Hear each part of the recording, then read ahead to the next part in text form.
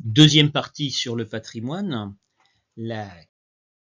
l'évolution du patrimoine depuis l'époque où il était essentiellement religieux jusqu'à l'époque où s'est construit un patrimoine politique. Alors, on comprend que si on veut garantir la conservation du patrimoine, et surtout si on veut légitimer la soustraction du patrimoine au droit ordinaire de la propriété, car les gens qui possèdent un bien qui peut devenir patrimonial risquent de s'opposer à ce que il ne soit pas considéré comme une propriété privée ordinaire, et donc qu'à ce titre il soit soustrait au droit ordinaire de la propriété. Et bien pour garantir tout cela et justifier, légitimer tout cela, il est bon d'avoir une justification forte. Et il n'y a rien de tel pour cela que la justification religieuse. Le patrimoine a longtemps été essentiellement un patrimoine religieux. À partir du moment où un objet patrimonial est considéré comme un élément du patrimoine religieux, il est certain que cela le protège contre la destruction, contre la vente, contre la dilapidation. Donc le patrimoine a longtemps été un patrimoine religieux. Alors ça remonte évidemment à très loin. Le patrimoine est justifié par la religion, et c'est le cas bien sûr de l'acropole d'Athènes qui a été construite par Périclès, qui a été aménagée, qui est un sanctuaire dédié à Athéna. On voit au premier plan en bas de l'acropole le théâtre d'Hérode Atticus qui lui date du IIe siècle après Jésus-Christ, de l'époque romaine, donc rien à voir.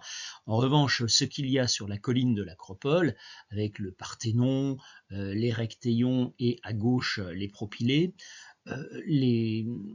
le sanctuaire dédié à Athéna, construit par Périclès au 5e siècle avant Jésus-Christ, est un patrimoine religieux.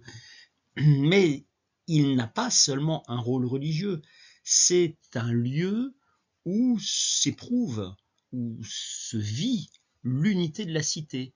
À Athènes, chaque année, on célèbre ce qu'on appelle les Panathénées, cette grande fête où toute la cité défile dans une procession où chacun est à sa place et à laquelle tous les citoyens participent, et procession qui finit sur l'acropole par un immense sacrifice, ce qu'on appelle une hécatombe, c'est-à-dire qu'on sacrifie 100 bœufs et ensuite on se partage la viande. C'est un moment où la cité prend conscience d'elle-même, et ce patrimoine, cet élément patrimonial est l'occasion justement de manifester dans la durée cette unité de la cité qui se manifeste au moment des grandes Panathénées et qui apparaît à travers ce sanctuaire en permanence sous les yeux de tous les habitants de la cité. Un autre exemple de patrimoine religieux un peu particulier, c'est ce menhir christianisé. Alors des menhirs, il y en a beaucoup, particulièrement en Bretagne. Menhir, c'est un mot breton qui veut dire pierre dressée.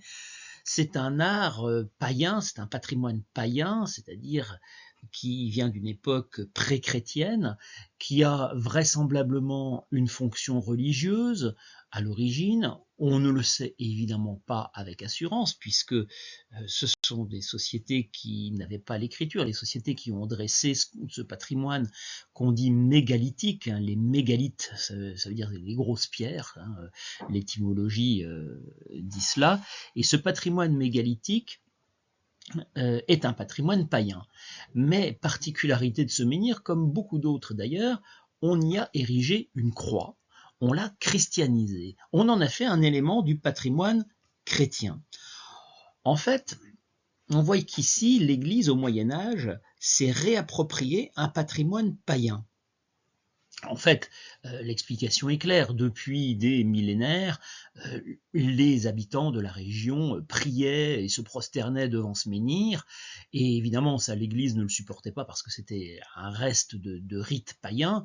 Et donc, l'Église a mis une croix dessus pour que les gens se mettent à penser que s'ils se prosternent devant ce menhir, en fait, ils se prosternent devant la croix. On a christianisé un élément du patrimoine païen, et vous avez quantité d'exemples, beaucoup de fontaines notamment, on a mis une croix sur les fontaines, et comme ça les gens qui priaient devant la fontaine priaient devant la croix. De même, on a érigé des chapelles au sommet des montagnes, le meilleur exemple étant le Mont Saint-Michel, qui est un lieu de vénération bien avant qu'il soit christianisé au Moyen-Âge. Et ici, cette croix et ce menhir aussi, puisque maintenant c'est un monument qui a une unité et qu'on a fini par considérer dans sa totalité, cet élément, cet objet patrimonial, au fond, il matérialise le récit unificateur du christianisme. Le christianisme qui prétend rassembler tout ce qui était religieux et en faire des rites, des objets, des lieux chrétiens. Et cet objet matérialise justement ce récit unificateur du christianisme. Un autre exemple, c'est cette châsse qui contient les reliques de Sainte Geneviève. Alors, qui était Sainte Geneviève? Sainte Geneviève, c'est la patronne de Paris, la sainte patronne de Paris qui a vécu au 5e siècle après Jésus-Christ. Et comme beaucoup de saints au Moyen-Âge, on a conservé une partie de son corps, et c'est ce qu'on appelle une relique. Une relique, c'est un objet qui a été en contact avec un saint. Alors évidemment, quand il s'agit d'un morceau du corps du saint, c'est encore mieux, un ossement, voire même le corps tout entier, c'est une relique, et ça a encore plus de valeur parce que c'est une matérialisation du sacré, une matérialisation du divin. Le fait de pouvoir approcher le corps d'une sainte, ici, ça permet d'être plus proche de Dieu, et le Moyen-Âge a été une époque où on a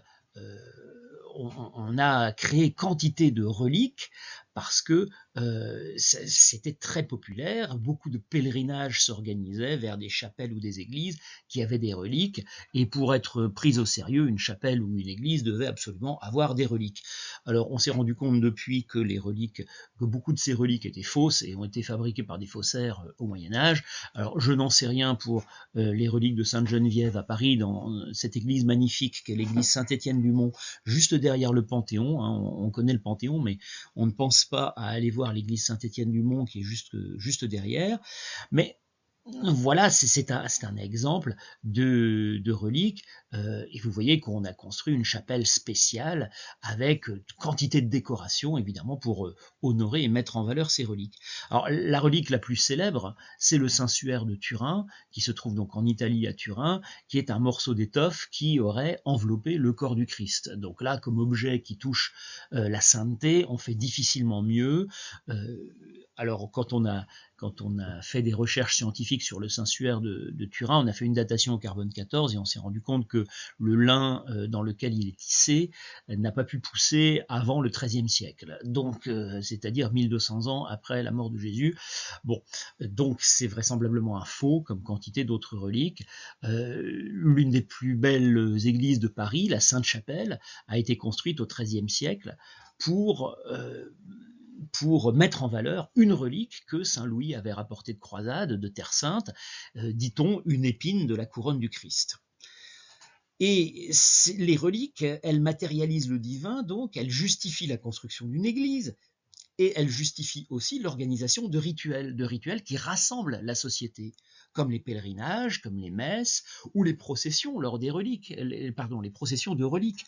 Lors des grandes fêtes religieuses, que fait-on dans chaque paroisse? On sort les reliques, alors sur un pavois, avec un dais, avec toutes sortes de processions tout autour, et on circule dans toute la paroisse, on va dans tous les champs pour apporter les reliques à tous les endroits pour attirer les bienfaits et la bonne volonté de Dieu sur les champs pour qu'ils soient plus fertiles.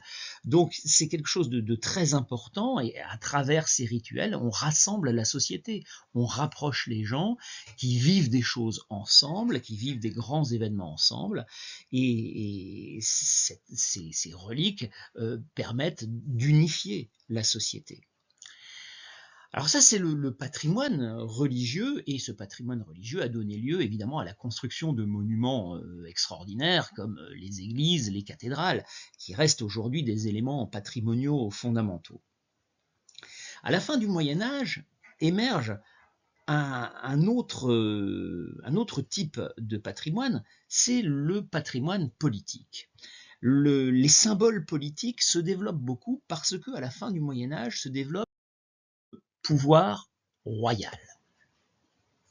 Et on a ici un exemple, alors on est ici au milieu du Moyen-Âge, mais Philippe Auguste est un peu un précurseur justement dans la construction d'une propagande royale, d'une mise en valeur du personnage du roi. Jusqu'ici, le personnage du roi n'était pas particulièrement mis en valeur, et bien à partir du XIIe siècle ici, surtout du XIIIe siècle, on va commencer à faire des portraits des rois, et des portraits où on ne met pas n'importe quelle tête interchangeable, mais on représente vraiment les traits du roi pour mettre en valeur l'individu du roi, et tout autour du roi, on va développer tout un ensemble de symboles. Alors la couronne, bien entendu, mais aussi le sceptre, la main de justice, qui sont les symboles, on les voit ici portés à droite par un évêque, et lors du sacre, que l'on voit ici, une cérémonie qui est de plus en plus codifiée, qui se déroule traditionnellement dans la cathédrale de Reims,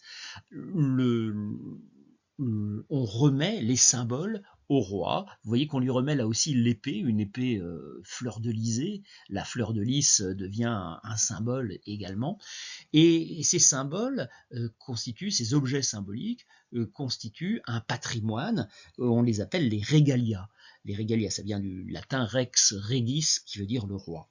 Et des symboles royaux qui matérialisent le pouvoir royal à travers des objets et puis à travers des monuments.